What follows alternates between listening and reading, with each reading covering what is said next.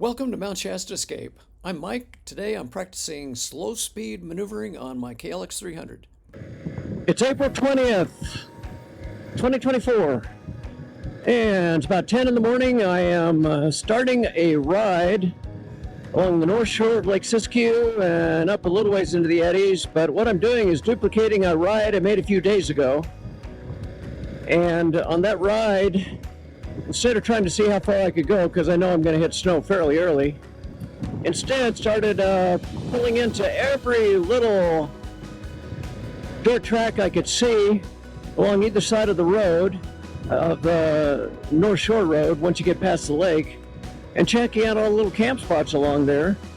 Something I obviously need a lot of practice on is doing low-speed U-turns. The ride today is going to be exploring all the little campsites and showing what they are, and then also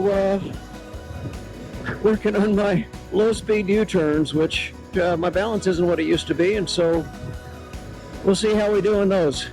Again, a couple days ago I did all right. I didn't drop the bike at all, which for doing lots of U-turns is always a plus for me, but since I'm got the cameras going today, I didn't a few days ago. It almost guarantees I'm going to drop the bike a few times, hopefully not. And I'm standing up now, so I don't know which mic I'll use, but the chest camera is obviously a 1080p video. Okay, and now at this point on is when I need to kind of start looking for the little pullouts.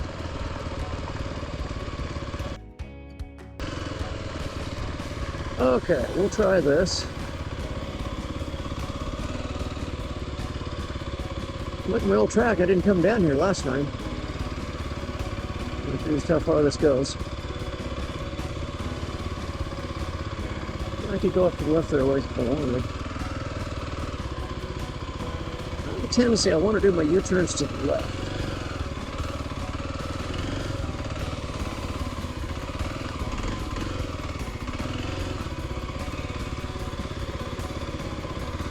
I did that one okay, but I wasn't doing full lock on it, so I really wasn't doing a tight U-turn, which is what I'd really need to practice on.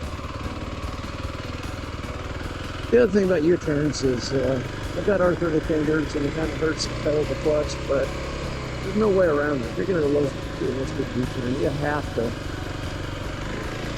find the engagement point on your clutch and kind of feather it as you go around. Another little pull out here.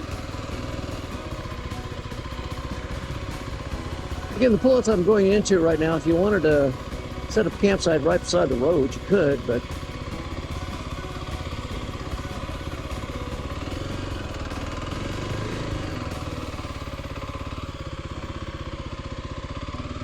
again, I'm not practicing any tight U-turns yet. This is a couple things I pulled into are quite easy to do trim runs. But doing the tight ones, like if I wanted to do a U-turn on this road I'm on right here, that's where you need to full lock, and I need to get better at just doing them feet up. I'm going to set up a camera off to the side and find a spot that I want to practice some U-turns on. When I do that, I'll ride by a little bit. I'm going to show just where my feet are when I try to put a foot down or something. And although I've lowered this bike a little bit, I got short legs. I hate to admit it, but I've got a 29-inch inseam. And that's always been a challenge. I've ridden motorcycles my whole life, and when I was younger I was really good at it. I was pretty agile, sliding around in the seat or getting a foot down and staying foot up. I was better at that most of the time, but I'm not so good at that anymore, which is why I just need to come practice this stuff. Still a bit wet out here.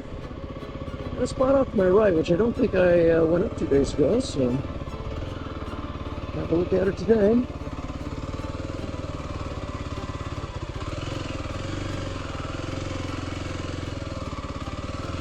I shouldn't go very far. Hey boy.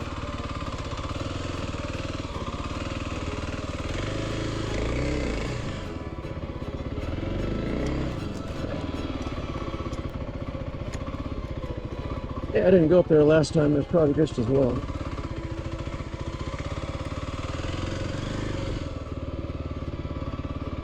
Here we get to where camping is allowed.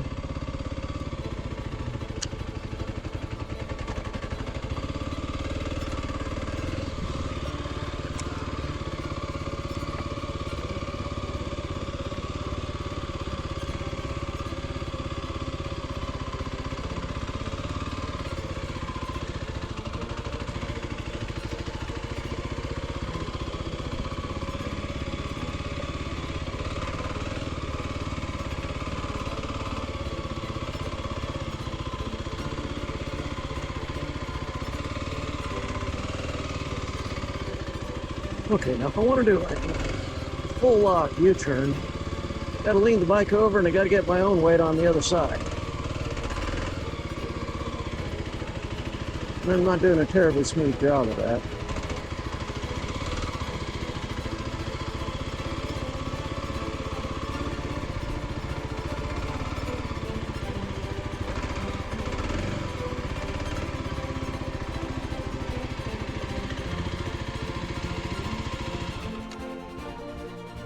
And this looks like a pretty good spot to practice, so I'm going to stop right here and set up my phone on a tripod and get a few videos of myself doing this, which I'll, if they come out any good at all, I'll put them on into the video. But just as importantly, I mean, it gives me a chance to look at myself and critique myself and go, ugh, I should be better at this, but okay, there's my tripod.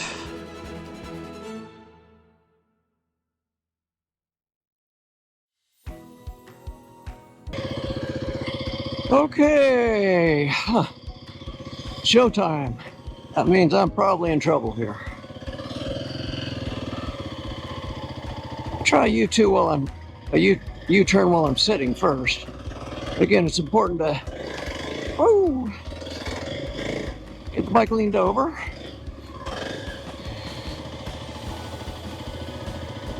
Okay, that was not a good example of a controlled U-turn.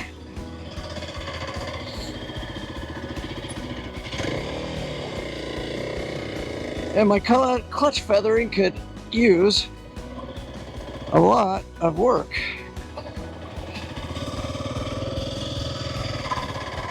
That's kind of interesting. I look at how much room I need to do a U-turn like this.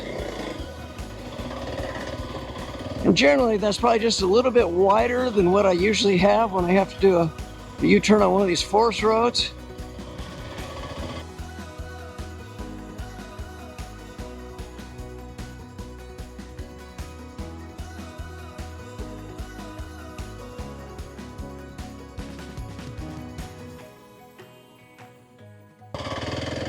Anyway, that's sitting. Let's try standing. I mean, usually you have better control when you stand on a motorcycle. Everybody knows that.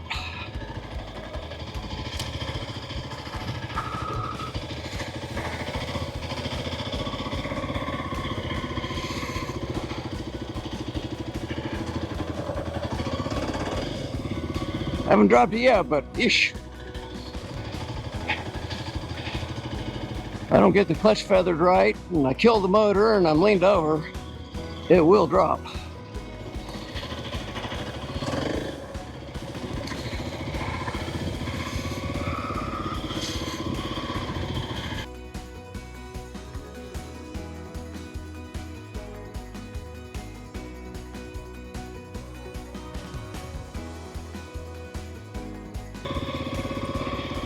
And I will try something kind of foolish.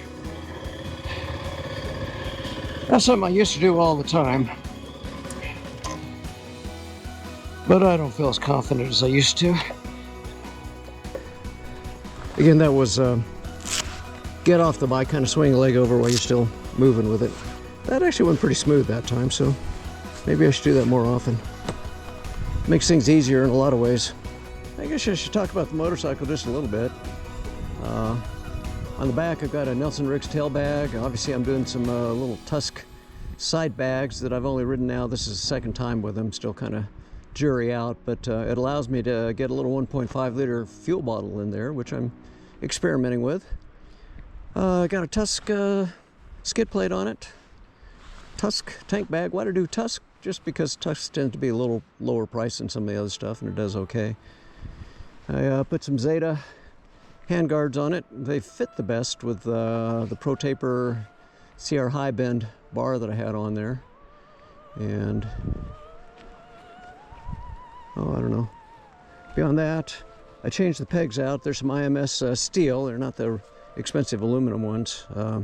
Foot pegs. I put a Tusk shift lever on it just because I thought it looked kind of cool. Just bling, didn't cost very much. And of course I got the Zumo, and over here, that was kind of a why not? I mean, I've got tire pressure monitoring systems on both my truck and my car. I've got them on my trailer wheels, and I saw that I could get one for a motorcycle for like 40 bucks, and I figured, what the heck? And again, it's not that big a deal, not with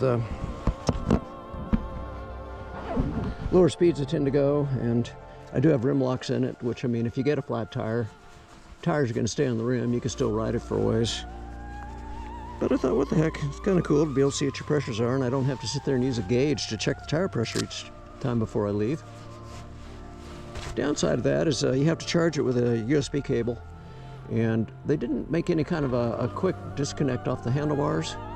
I'd have to use an Allen wrench to take it off, bring it inside to charge it. So instead what I'm doing, I just have a USB cable charger that I'm leaving in the garage, and I can charge it up from that. Oh, beyond that, you know, there's probably some other things that I've done. You know, I've lowered it a little bit. Anyway, time to go again. This time I'm just going to be riding. I'll be doing my U-turn practice still. I mean, there's interesting campsites out here. Okay, I can see the river way down there. I don't know if you can get it from here. Some of the sites are right on the river. This is a little bit further away, but it's not far. So, I mean, if you wanted to camp out here, do some fishing, and you just like to put some chairs out and relax by the river, you could do it from this spot.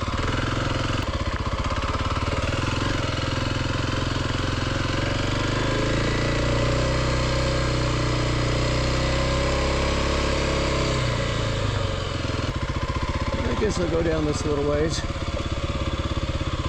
This would be too tight to do a U-turn. I'd have to do a three-pointer or get off and spin it on the side stand or something, which I may be doing here shortly.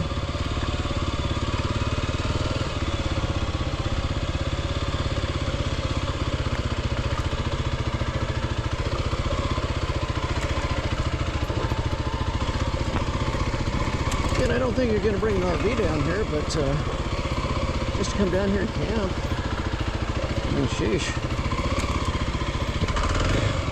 This is right on the river.